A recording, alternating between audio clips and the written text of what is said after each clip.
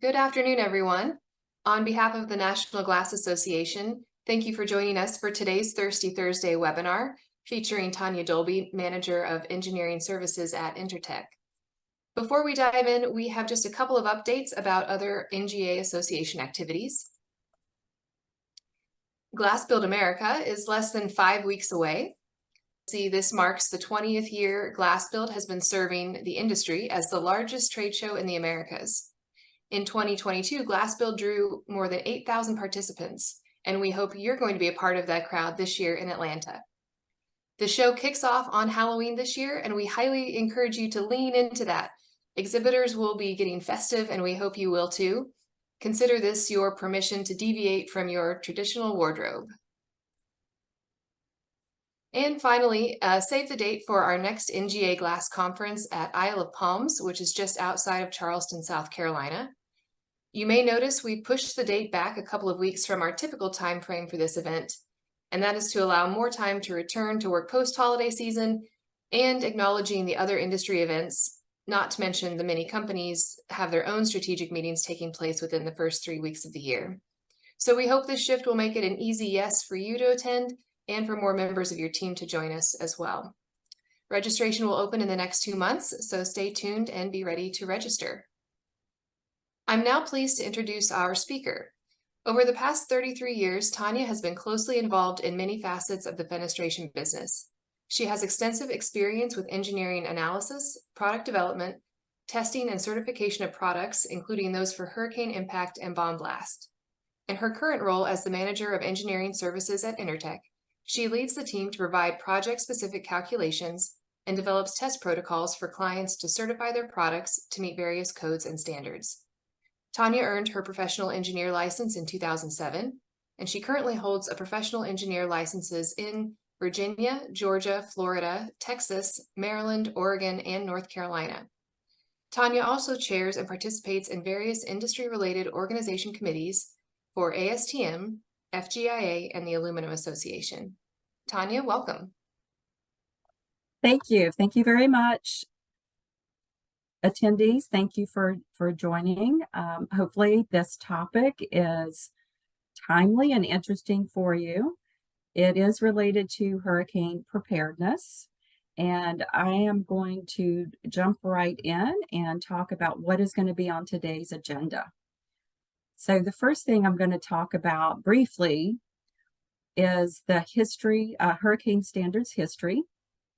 I will touch on building codes, standards and testing, and product approvals. For hurricane standards history, this slide just shows the last 40 years or so, 40, 50 years or so of the history.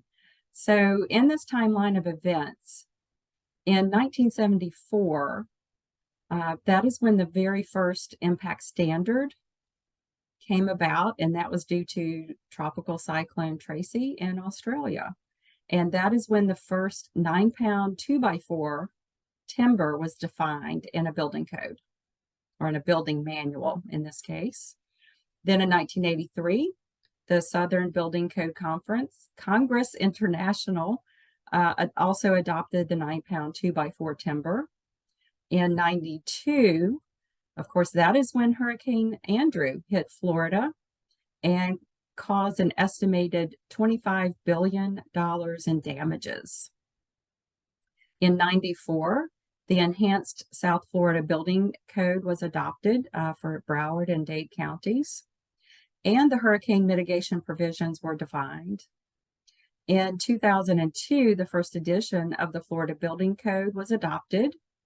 And currently in 2023, the latest version, the upcoming version of the Florida Building Code is going to be going into effect the very end of this year. And I will touch on that more in an upcoming slide. For building codes, the current Florida Building Code is the 2020 7th edition. The upcoming Florida Building Code is the 2023 8th edition. That goes into effect on December 31st, 2023. It is available to view online right now at this link that I have shown through the ICC codes website. Currently, the Florida Department of Business and Professional Regulation, the website is accepting applications for Florida product approvals for pre-2023 code version. At present, there is no cost to submit applications through the end of the year. That includes new applications, revisions to applications, changes, etc.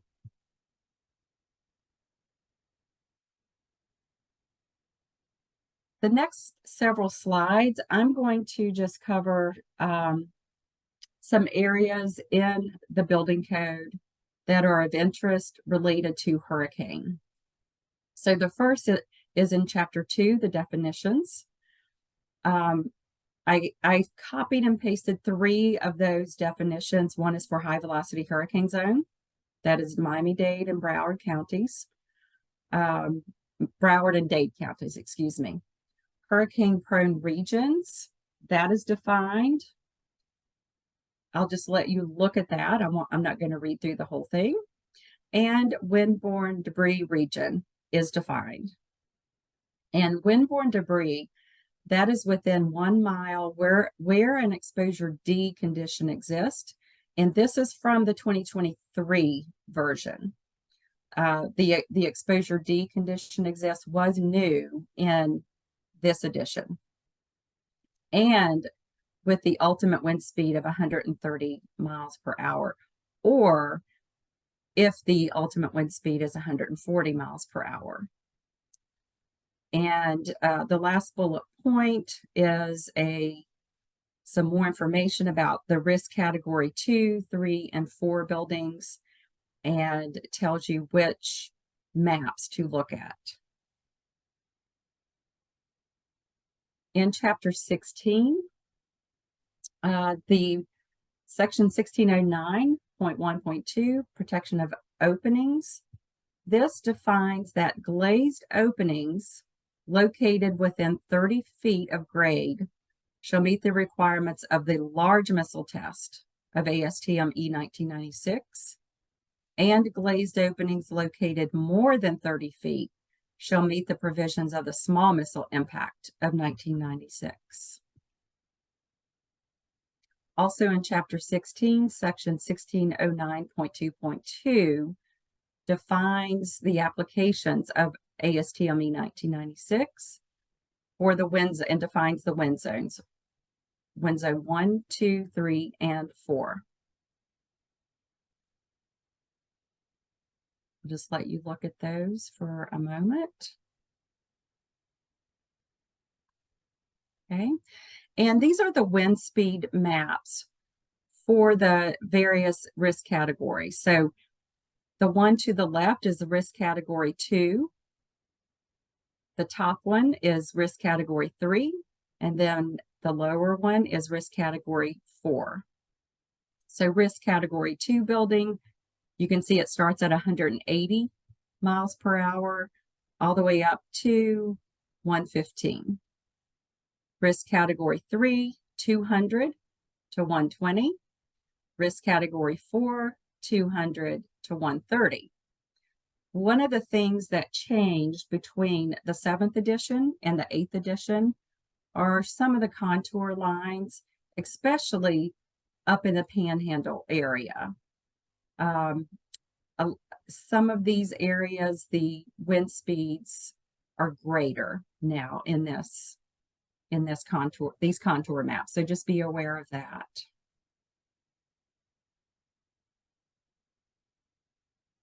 Section 1620.2 defines for Miami-Dade and Broward counties the wind speeds, the wind velocities for the various risk category buildings. So a risk category 2 in Miami-Dade County is 175 miles per hour. 3 is 186 and 4 is 195.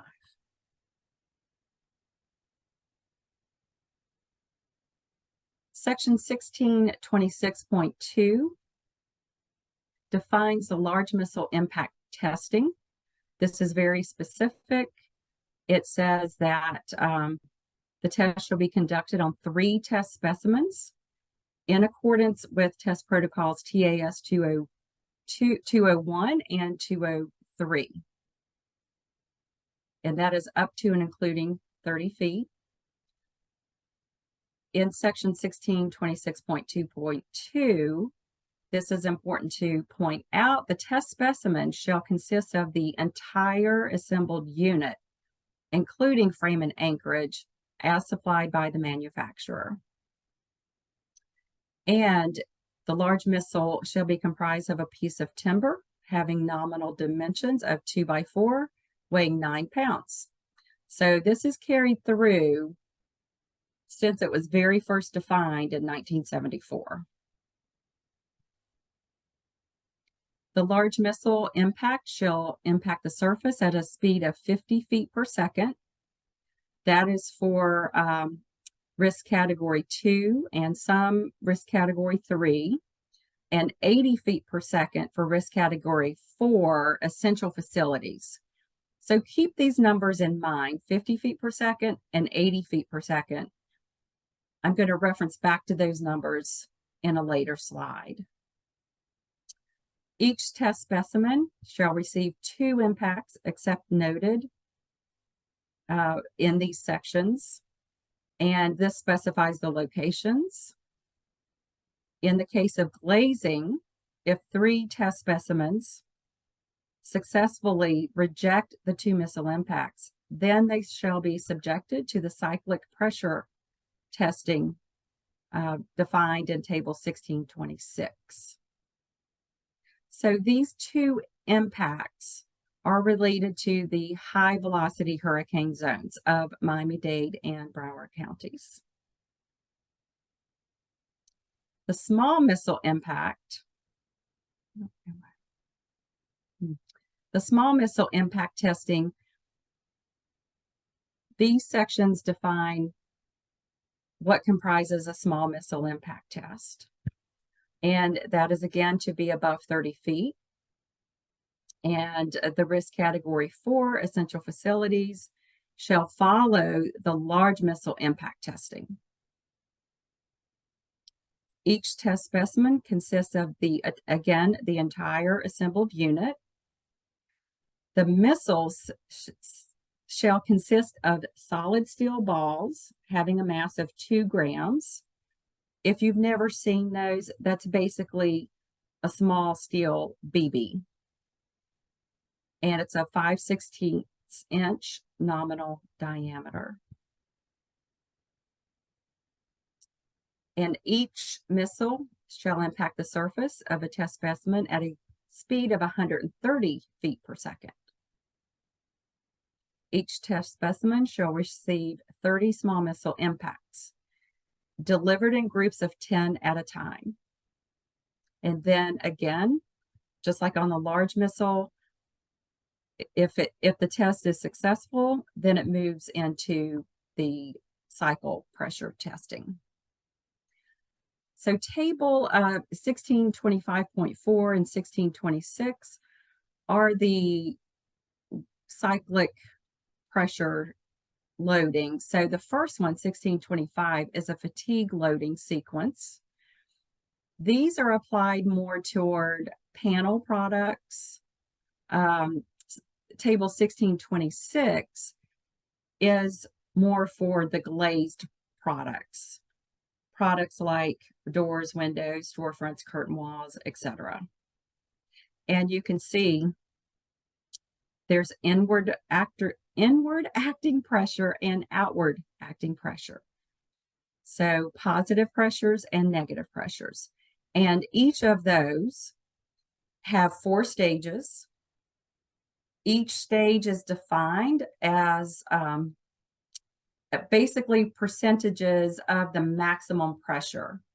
So if a product is going to be tested to 100 PSF and you want to qualify that product for 100 PSF, then the first stage of those cycles will be from 20 PSF to 50 PSF, 20 PSF, 50 PSF for 3,500 cycles. Then it will move to the next stage, the next and the next, and then the unit switches direction and starts the negative cyclic pressures. And again, the range goes from, if again, using my example of 100 PSF, it would start out at 30 PSF to 100 PSF, 30 to 100 at 50 for 50 cycles, and then go on through until all the cycles are successfully completed. One thing I want to point out under the notes, each cycle shall have a minimum duration of 1 second and a maximum duration of 3 seconds. And they must be performed in a continuous manner.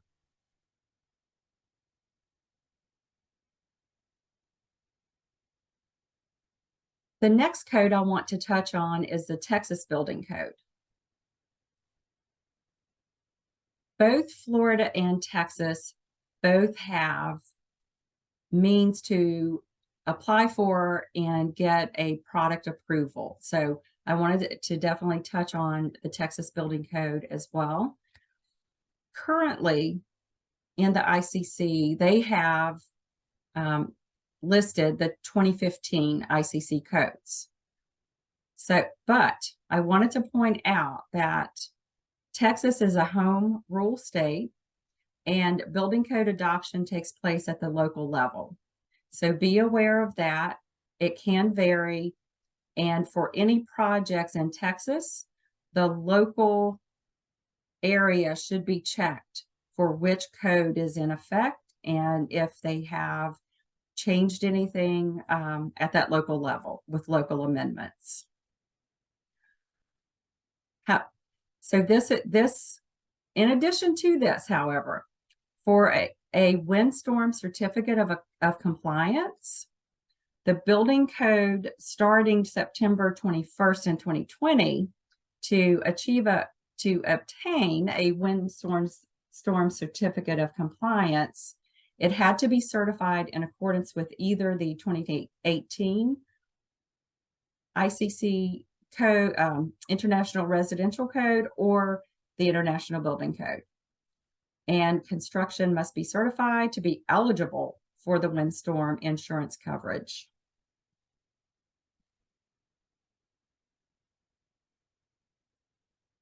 This is information found on the TDI website. So they defined the windborne debris protection areas, and they show the designated catastrophe area map. So that's basically all of these counties, which they have highlighted and increased the size all along the coastal area of Texas. So those are the green areas that have to meet some type of windborne debris protection. And that includes the small section of Harris County.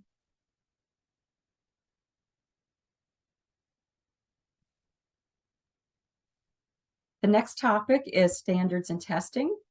I'm going to touch on TAS test standards, ASTM, and briefly ICC.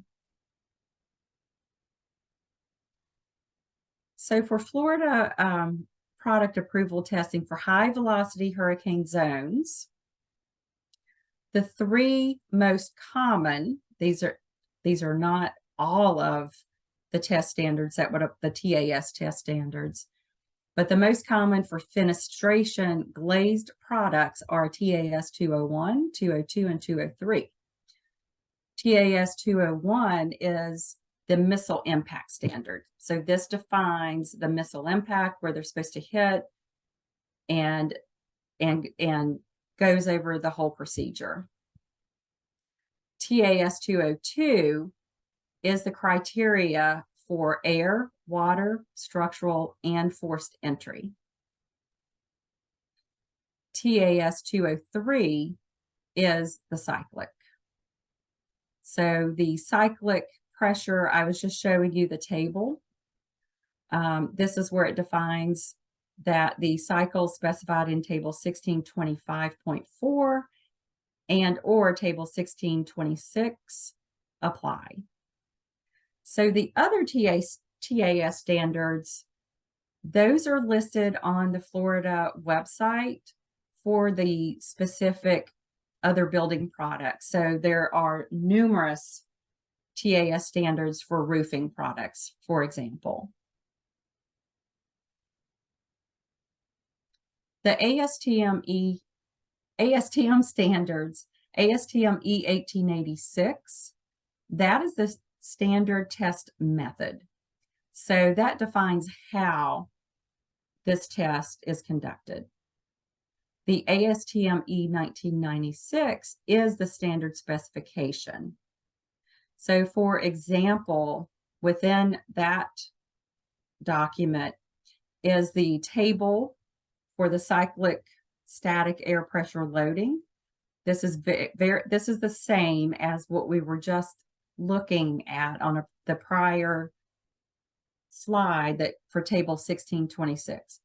Again, there are 8 stages. There are 4 positive, 4 negative, and the range varies. Each stage has the defined number of air pressure cycles that must be successful before you move on to the next one. Table 2 defines the applicable missiles.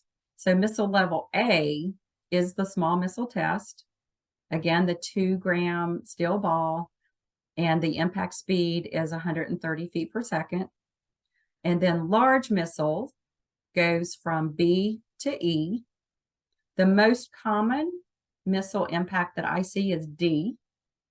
And if a company wants to test their product with a missile level D, that qualifies missile level C, B, and A to the same glazing makeup, the same product. So nothing could change, but it would qualify all the other missile levels that are under that. So missile level D, that's the most common. Missile level E at 80 feet per second, that is for the enhanced protection essential facilities. And speaking of that, tables 3 and table X 4.1 define the missile levels minimum that would need to be conducted. The testing would be conducted for each wind zone. So wind zone 1, 2, 3, and 4. And this is a appendix, table X 4.1 for wind zone 4. So for example, wind zone 3, if it is a enhanced protection essential facility, under 30 feet is required to be tested to missile level E, which is the 80 feet per second. Above 30 feet could be missile level D. For basic protection level, missile level D under 30 feet, missile level A above 30 feet. If you are in wind zone 4, which is high velocity hurricane zone, then an enhanced protection less than 30 feet is E, greater than 30 feet is D again. So basically wind zone 3 and wind zone 4, the missile levels are the same.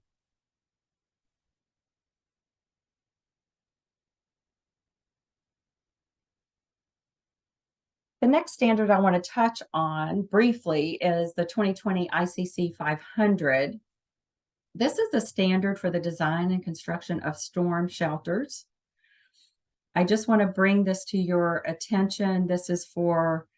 These are shelters for tornado or hurricane shelters. And table 305.1.1 defines the missile speeds for tornado shelters. I'm going to come back to this slide. I want to go to my next slide and show you the wind speed, the maps. And then I'm going to come back and talk a little bit more about the missile speeds. So these maps define the speeds, the wind speeds for both tornado and for hurricane. So for tornado, no big surprise, this area is the largest wind speed area. So 250 miles per hour in this central tornado alley area of the country. And that's the darker gray area. The next level lighter gray area is 200, and then 160, and then 130. And then for hurricane shelters, you can see, I hope you can see, I know it's probably tiny, but the lower wind speed down here starts with 220. So the contours are higher for the wind speeds for shelters for hurricanes. So that's something to keep in mind and to be aware of that. So let me go back to this slide. So for 250, the missile speed has to be shot out of the air cannon. Same procedure as for just the typical hurricane impact, except it is shot at a much higher velocity. So this is 100 miles per hour. If you remember a few slides back, for a hurricane missile level D, that is 50 feet per second. Doing the conversion from 50 feet per second to 100 miles per hour. Let me just show you this real quick.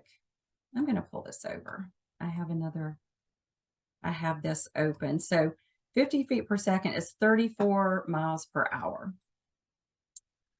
So that the missile speed for tornado is 3 times as fast being shot out of the air cannon. It is a very, very robust test. And it's very interesting to witness. I don't know if anyone out there has had an opportunity to see that, but it is very fast. And then following the missile impact test, a couple of other things I want to talk about down here. So for tornado shelters, the impact protective systems for use in tornado shelters shall be tested for a static pressure to a pressure of 1.2 times the design wind pressure or greater. So the static test pressure is conducted before the missile impact testing. Same thing applies for hurricane shelters. The static wind pressure is 1.2 times the design wind pressure. Then it's impacted, and then pressure cycled in accordance with ASTM 1886. There is an exception noted. Cyclic pressure testing is not required for door assemblies without glazing, where assemblies are static pressure tested to a pressure of 1.5 times the design wind pressure or greater.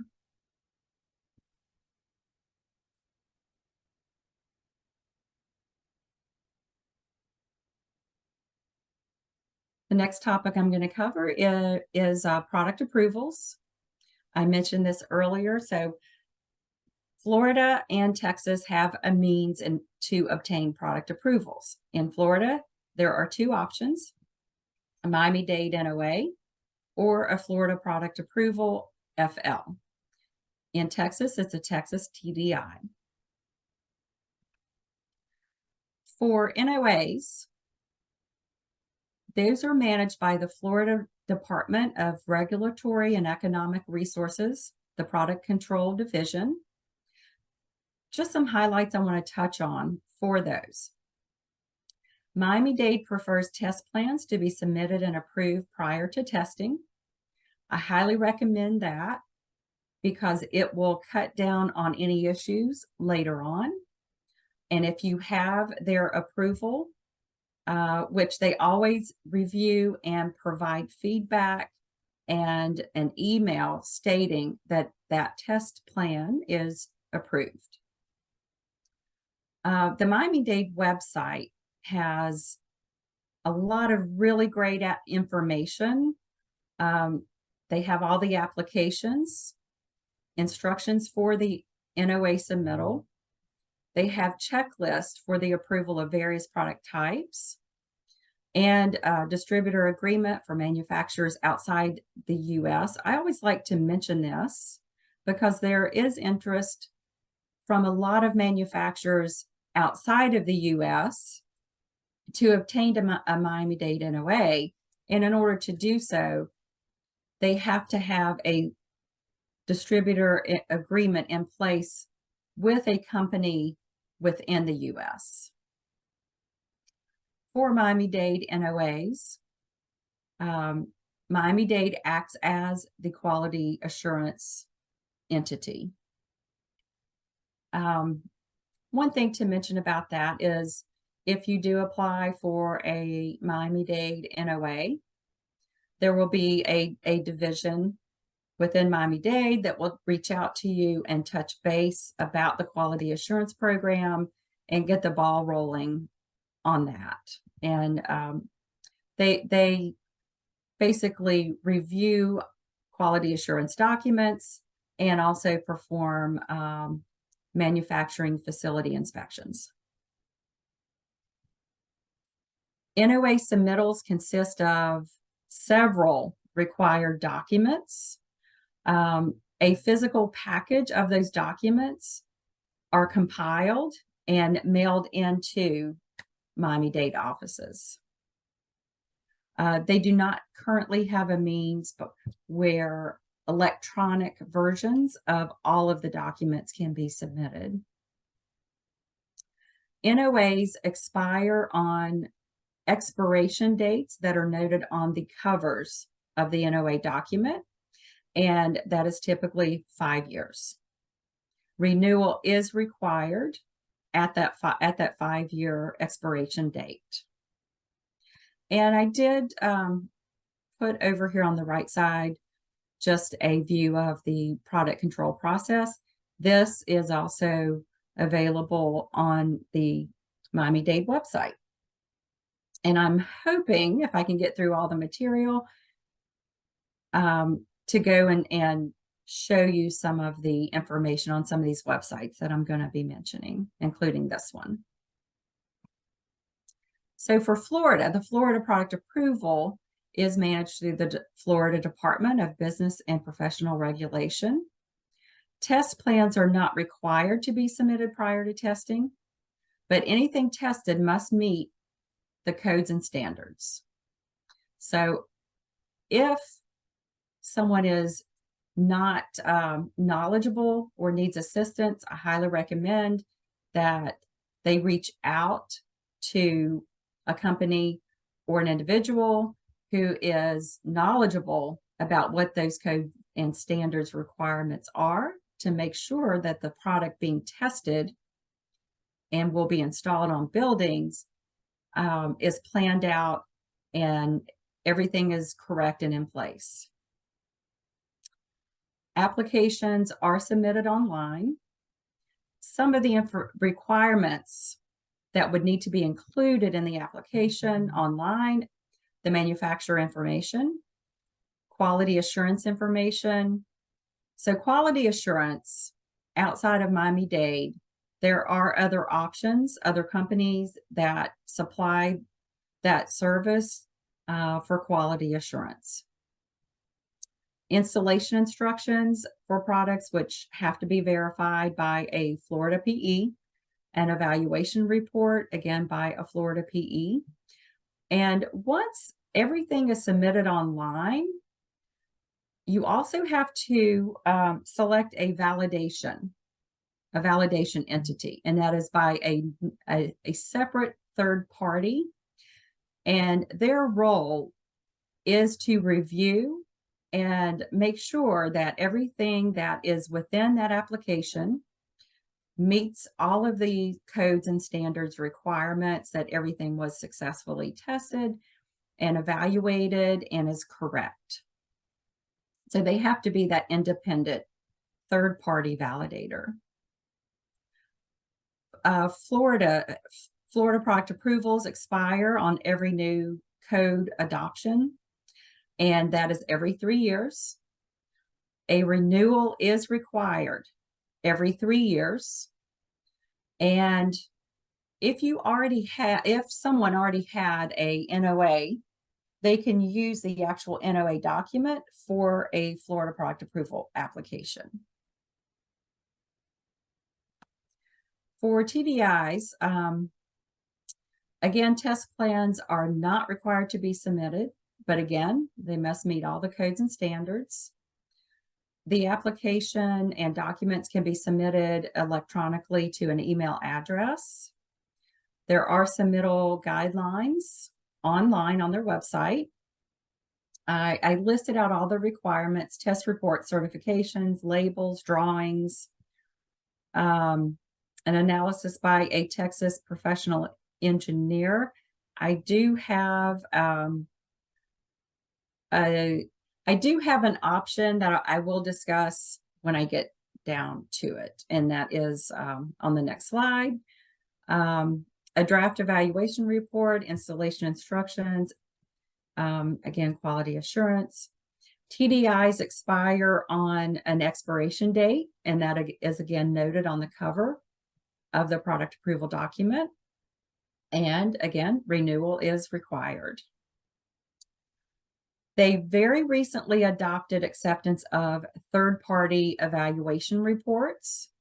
And this is something that if you have, let me see if I have this on my next slide.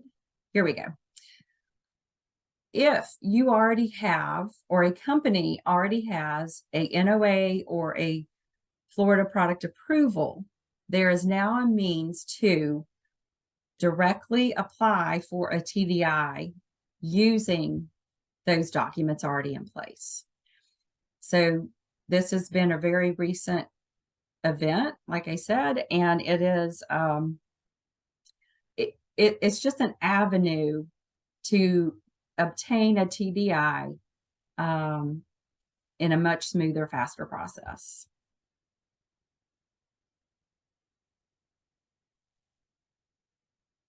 This slide, I show some references to different website links.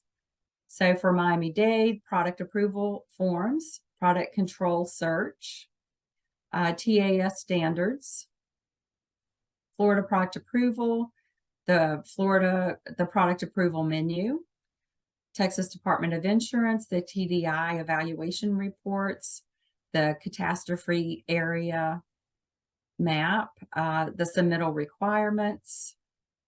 For building codes, I linked the 2023 Florida Building Code, the 2015 Texas Building Code, the link that talks about the TDI adopts the 2018 for the windstorm certificates. And there are a couple of different tools. One is the ATC hazards by location and ASCE and hazard tool. So that is the last slide. But before I stop, I do have links opened up that I want to share with you. So let me make this as large as I can. Stretch this out. Okay, the first is the ICC code site. So if you click on the home page of the ICC codes, this is what you see. Going down to Florida, click Florida, and this shows the 2023 version. As I mentioned, these codes, 2023 version, goes into effect December 31st, 2023. But they are all out here on their website and they can be viewed. And if you click on them, it will open the building code. And you can go to the various chapters and review all of the content. I talked a lot about chapter 16 earlier. And this is where a lot of the hurricane information is contained down in chapter 16. I'm not going to have a lot of time to go through everything. So let me go back out. Go back out again. And again, all of the states are listed. The other one that I touched on, Texas. And again, these list out the Texas building codes. The next website I want to share with you is the Miami-Dade website. So this website is the product control search website. And this is where searches can be conducted to find products that have NOAs already issued. You can search by the applicant, which would be a company name, a category, subcategory, material impact rating. So for category, subcategory, etc., you have to have a category selected in order to select a subcategory. So let me just do a quick example. I'm just going to go select a door. And then the subcategory under the door, actually, let me just go ahead and just search on doors. And I'll hit go. There's going to be a lot of results for this one. So what you see when you do a search, it shows a whole table. And you can see there's probably, I don't know if it tells me, it doesn't say, but you can see, I mean, the list goes on and on and on. So there's a lot. Let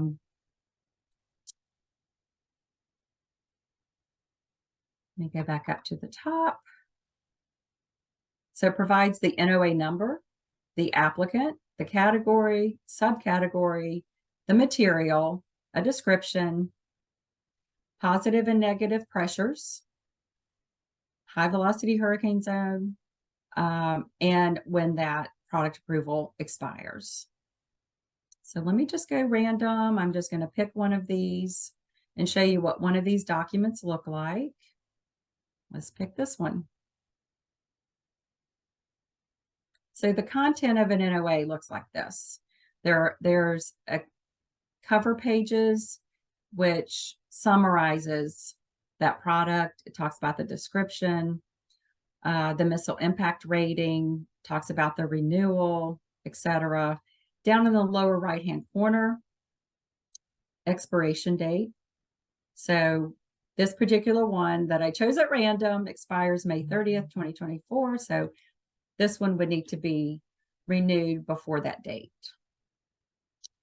You also on the cover page list the drawings, the test reports, calculations, quality assurance, material certifications, any statements, and any other information. And let me scroll down. After the cover pages typically is a set of installation drawings. So I'm not going to go deeply into that, but just be aware that that is what those documents look like. All right, the next website is the Florida website. So from the main page of floridabuilding.org, there are a couple of buttons here. You can also access the Florida Building Code through this button, as well as the TDI, or excuse me, the ICC that I was showing you. But I want to show you the product approval. And if, again, you want to find a product or an application, hit search. It will bring up, when it stops turning, it will bring up a search page similar to what we were just seeing at the Miami-Dade website. One thing I do want to mention, oh, there it is. So again, you can search by a manufacturer, a category, and one thing I do want to mention, a product has to fit within a category and a subcategory in order to obtain a Florida product approval or a Miami-Dade NOA or a Texas Department of Insurance TDI. So not every single product has a category. If it doesn't, then that would need to be reviewed by Florida or Miami-Dade to see if there was an avenue to obtain a product approval. I see I'm getting close on time. I'm right at time. This is the TDI website.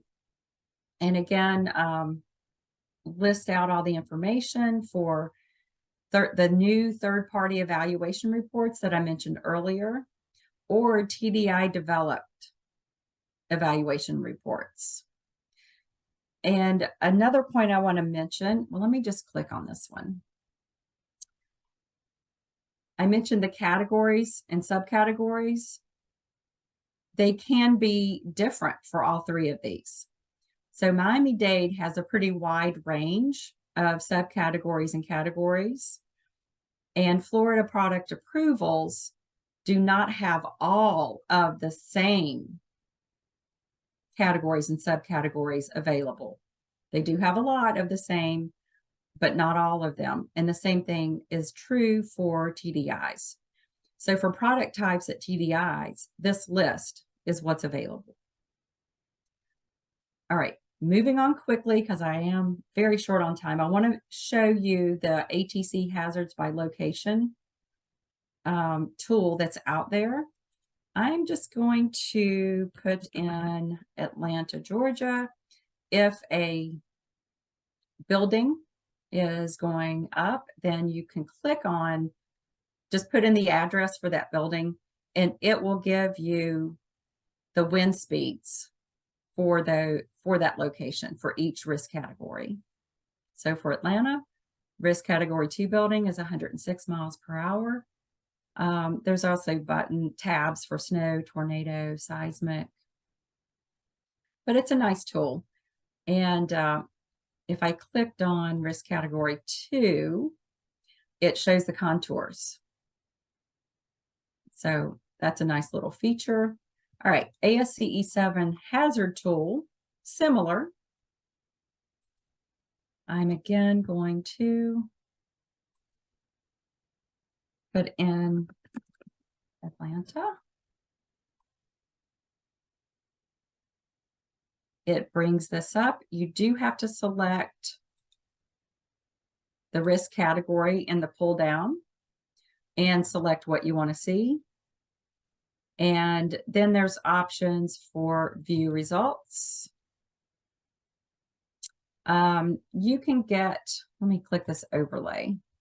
So if you click overlay, it just shows a map of what the wind speed is. And you can click full report, and it would actually create a report that can be printed or a summary. So the summary, just to show that, so wind speed is 105 miles per hour. Just for comparison, I'm going to quickly, and then I'll wrap this up. I'm going to select Miami-Dade, Florida. And same thing, I'll leave it at risk category 2, wind speeds, view results, do the overlay, and it will pop up the contours. All right, back to my presentation. That was the last slide. Thank you very much for joining.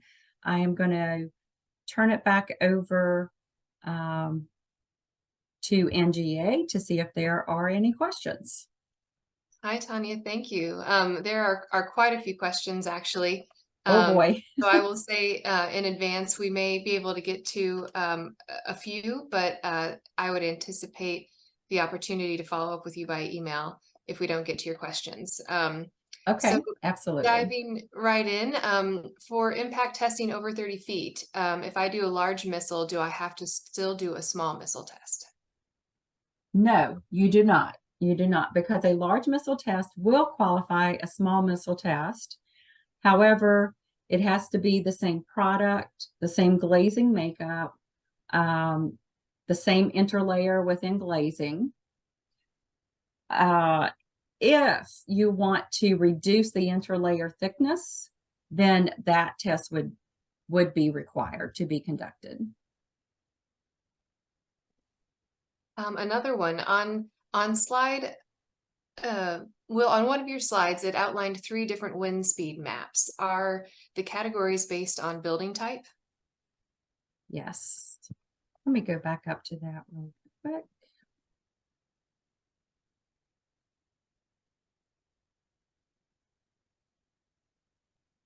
Okay, so this slide shows the various wind speed maps. So risk category 2 buildings.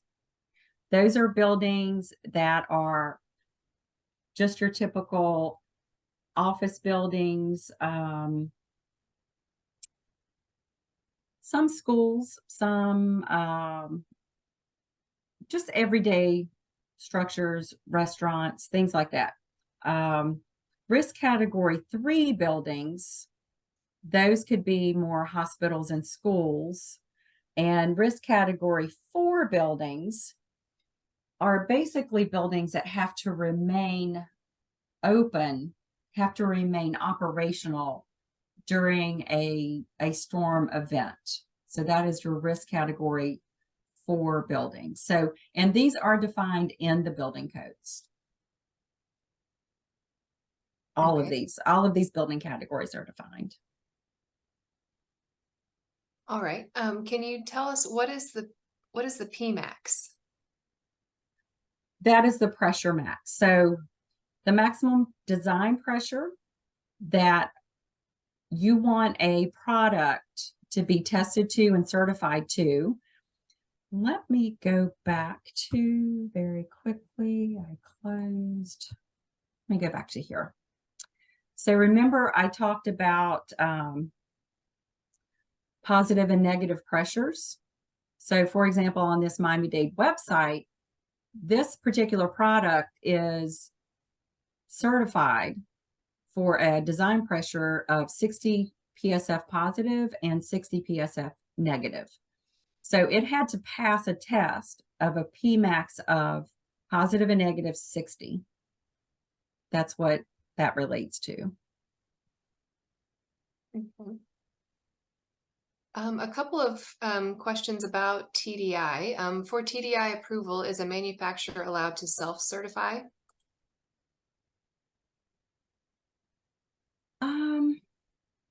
Self-certify. So their website lists the requirements. The products still have to be tested to a applicable standard. So it has to go through an FGIA standard test, an ASTM standard test, a TAS standard test.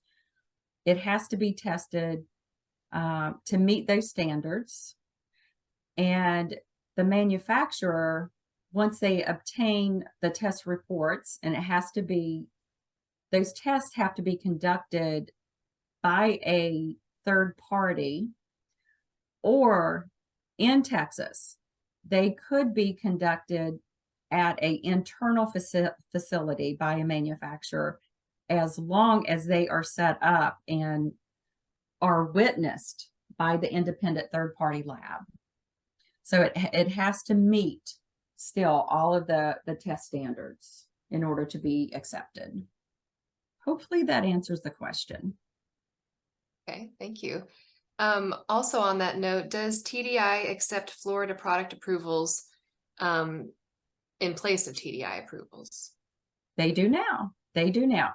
And I'm glad that question came back up. One of the things I did want to show here on their website, so the third-party evaluation reports, these are basically links to the third party, the other product approvals or certificates already out there. So for NOAs, for Florida product approvals. I'm just going to select, well, since I was on the door category before, let's select, keep with that. I'm going to select doors. It will give you a list of the products that have this third-party product evaluation listing. And if you select, let's just select hinge doors, aluminum, impact resistant. You see there's a whole bunch of different types. Aluminum, fiberglass, wood, etc. Let me just click on this one. It will provide a list of, so far, the ones that have been, the applications that have been submitted and have a list. And if you click on the link, it opens up directly the Florida listing. But these are now accepted as a listing through the the TDI website. Let me just go back and click one more. Oh, by comparison, if it's a TDI listing, let's go to the same one. Hinge door, aluminum, impact resistant. These are all of the listings. Let me just go select one of these. What that looks like, let's go here. What that looks like is this report is developed by TDI. And again, it lists some of the same information we saw on the Miami-Dade listing, what it is, what's on there, design pressure ratings, and also, I've got one. There are, what's the one I was just on? A set of drawings that would be associated to it. So it's really nice. To me, it's been a game changer, I think, for manufacturers to have the option to do the third party listing directly. Okay, next. All right. Well, I think with that, we might need to call it a day. But I appreciate your time and expertise, and by the quantity of questions, you know, you've piqued a lot of people's interest. So we'll make sure to follow up by email. We have all of your questions and comments documented, so we do our best to get back with you in a timely manner. Okay. As Tanya has on the screen, at NGA, we do have over 70 volunteers who have produced over 90 glass technical papers on glass and sustainability and protective glazing. So the links that you may have seen in the promotional emails are also on the screen as QR codes.